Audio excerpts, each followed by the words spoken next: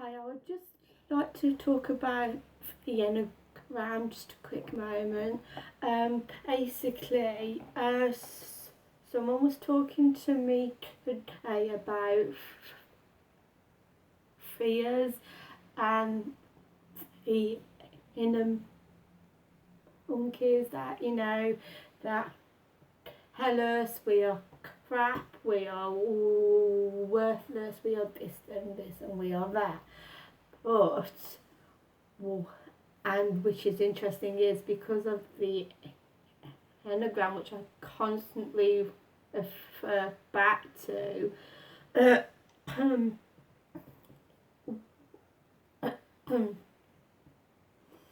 what I keep referring back to is each personality is different. Each personality has a different fear. Like, there's this book which I have, which is amazing. Get it if you don't already have it. It's already on Amazon. It's been on there for some time. Or if you turn to the back of this book, it actually states the personalities and their fears and their desires. So, say this one, a type 2.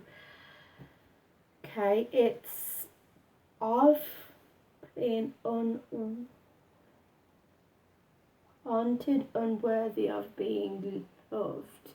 Okay, so that's the type whose inner demons going on. So their desire is to be loved unconditionally.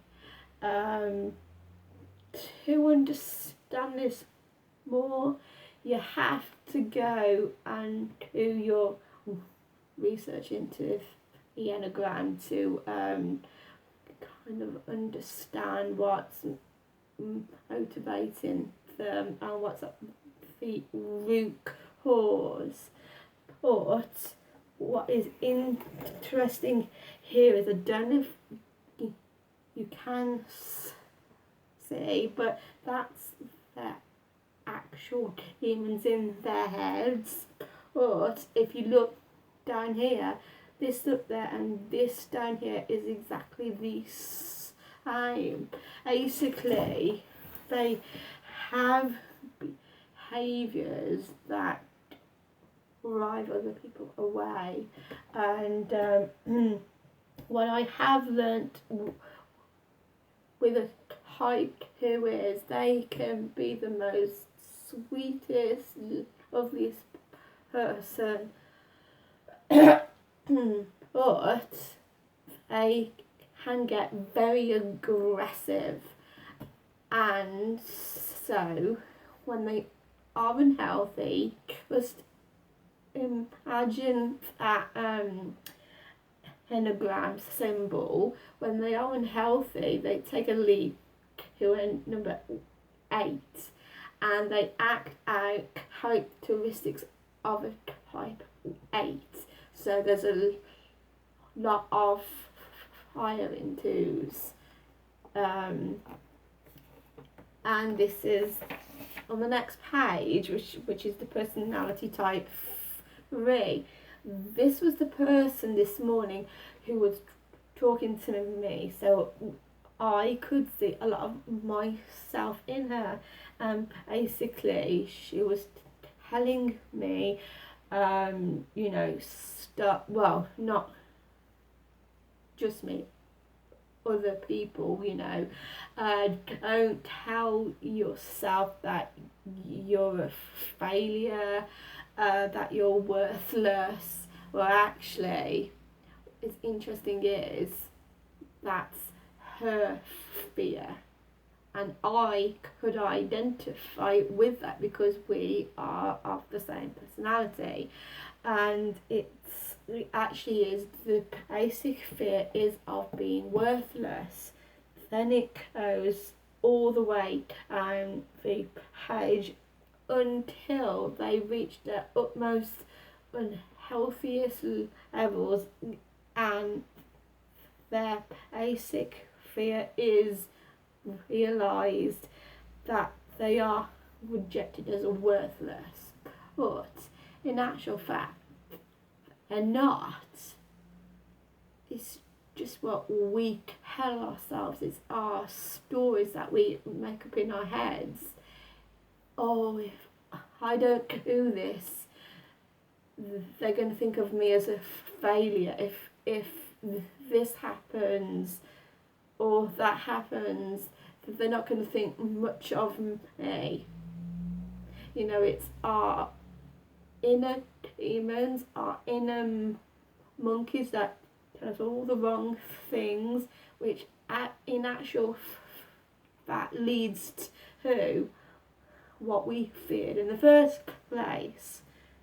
But then again, you have to study the Enneagram and get to learn each type as to what drives them. I haven't researched too much into a type 4 and a type 5 yet, so I don't know too much about them. I have a general, understanding, but I can't go into too much depth. Type 6, okay, their basic fear, okay, is of being unable to survive on their own, of having no support.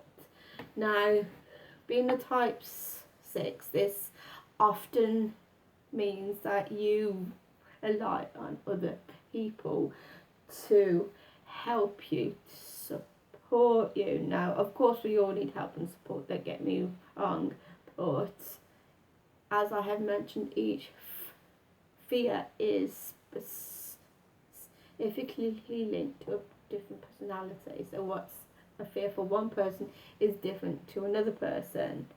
But type 6 fear is that they're not able to survive on their own until it comes down.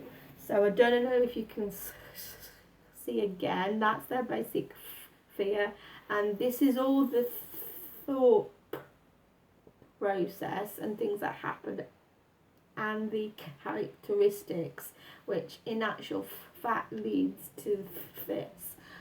Really, what we want to aim to be is actually on this page. We are never always going to be completely authentic. So then we'd like going to the next one. And this is the whole point.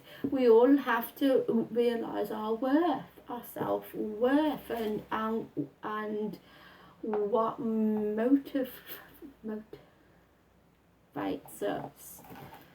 And therefore we eventually do get what we want if we are patient and we persevere.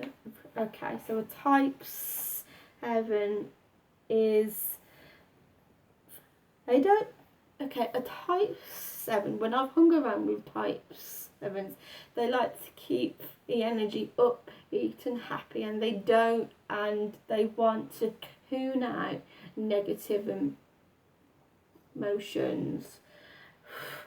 And when unhealthy, they all go like a type 8 to a 5. So this is their unhealthy levels. Or at their best, they are spiritual, truly free, content, graceful. These are all the things that they actually embody in themselves. So really, we should try to aim to be the best versions of ourselves. But unfortunately, things get in the way, people get in the way, and our demons in our heads go on. And so if we keep up with the negative characteristics. Like for type 7, if they are hysterical, if they are cruel, if they are unpredictable, and you know, if bitter and joyless, that is when you know that they are going on a path. Now, people think, oh, that's not up to me to bring somebody around. Well, you can try, but it always comes back to us. Always.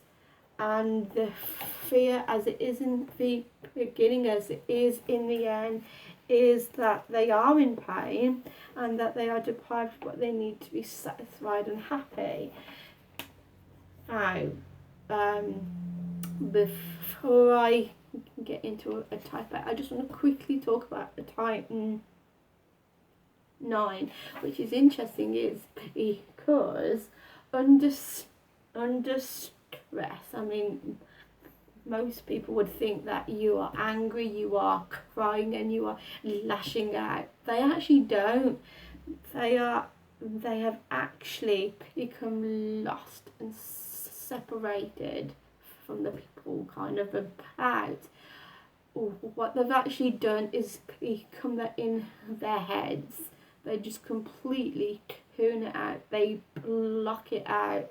So their fear in the first place is of loss and separation. So kind of again, what they feared in the first place is actually going to happen if they continue on with their behaviour.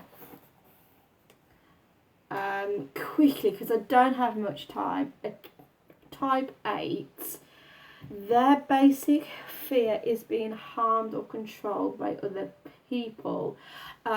Basically, they love to control. Usually at their healthiest, they can actually uplift people, bring people kind of around.